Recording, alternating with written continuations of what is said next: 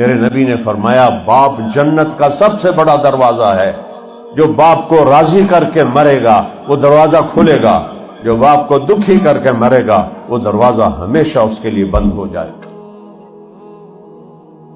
یہ زندگی ہے جو سیکھنے کی۔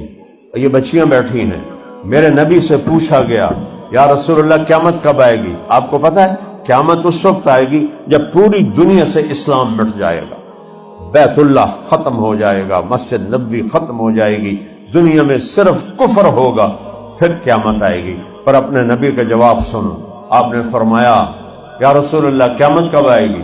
آپ نے فرمایا جب بیٹیاں ماؤں سے نوکروں جیسا سلوک کریں گی، جب بیٹیاں ماؤں سے نوکروں جیسا سلوک کریں گی اور عرب کے بدو بڑی بڑی بلڈنگوں کے مقابلے کریں گے۔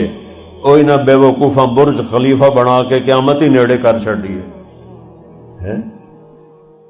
جب بیٹیاں ماؤں کی گستاخ ہو جائیں گی اور عرب کے بدو اونچی اونچی بلڈنگیں بنائیں گے تو قیامت کے نکارے پہ چوٹ پڑنے والی ہوگی، اس وقت قیامت آئے گی۔ ابراہیم علیہ السلام کو ملے